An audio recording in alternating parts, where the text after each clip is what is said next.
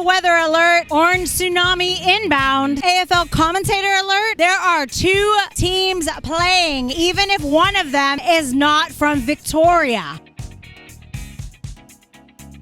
Welcome back to AFL from LA. I am your host, Cindy, and I am standing outside of the world-famous comedy club, The Laugh Factory, where everyone from Jim Carrey to Jerry Seinfeld have performed. Sure, the Pies beat Melbourne in the first qualifying final, but the real winner of the game was footy itself, because a true sporting visionary has been confirmed. Simon Goodwin. First, Goody alerted us to the evils of tagging when his star midfielder Clayton Oliver was unfairly pantsed by Hawthorn's Finn McGuinness. A crime against football, really. Now he's shone a vital light on how footballers must, in a split second, stop mid-air, not brace for contact, and must know if the player they might make contact with has ever suffered from a concussion. This is next level thinking, people. It's not important when Goody said Maynard left the ground and knocked a guy out. That he left out the part that Maynard left the ground to smother a kick. Goody sees the game in 4D, like Neo dodging bullets in the Matrix.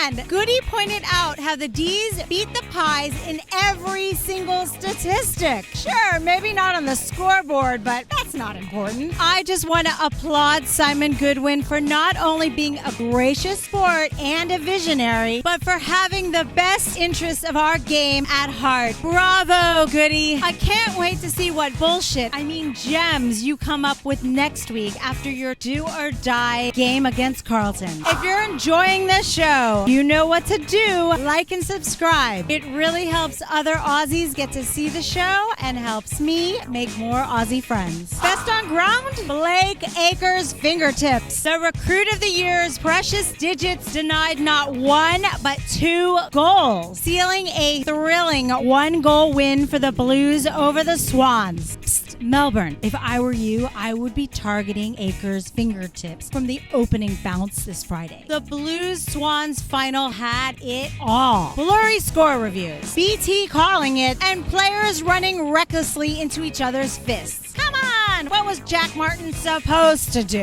I really thought the Swans were going to learn from watching the Dees that bombing it long inside 50 and kicking at 39% accuracy wasn't the game plan to go with. But Longmire's boys said, Cindy, and put it down the Blues defenders' throats all night, giving Wiedering, Marchbank, and Newman a serious case of leather poisoning. Hello, Newman. It was the Blues' first finals win since 2013, built on the back of contested ball brutality, courtesy of midfield beasts Chera, Hewitt, and Walsh. And how great was Sexy Sod? 5 intercept possessions in the last quarter alone. Opposition fans really need to stop booing him every time he kicks the ball.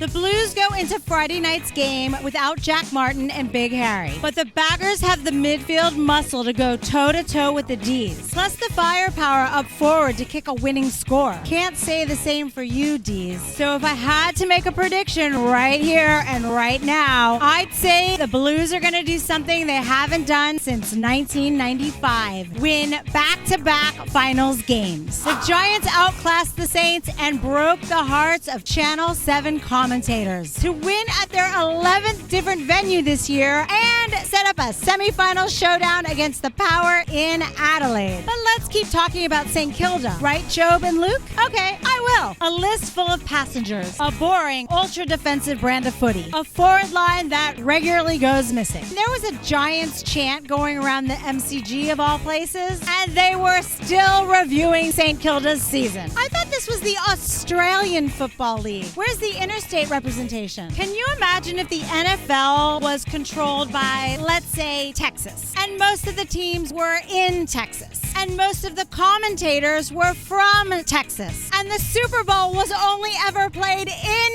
Texas? Texas, there would be a riot. Okay, deep breath, Cindy. The Giants were awesome, and now they are the dark horse of this final series. Adam Kingsley wrote a single sentence on the whiteboard at the beginning of the season. Why not us? Job, Luke, care to weigh in? Or are you guys still talking about St. Kilda? There was another power outage at the GABA, and no, I am not talking about the lights. Port Adelaide gave new meaning to insufficient intent in the second half, going down to the Lions by 8 goals in the end. The pair had no answer to Brisbane's clearance game, conceding a whopping 81 points from that source and conceding a season-high 67 inside 50s. Sure, scores from clearances were damning, but when the game was up for grabs in the first half, Port kicked 2-5 from set shots and missed another 3. Full credit to the Briz, though. The Big O was mighty, and Rayner, Dunkley, and Danaher were on fire. But what was even more impressive was the 36,000-strong GABA crowd, whose rendition of Country Roads gave me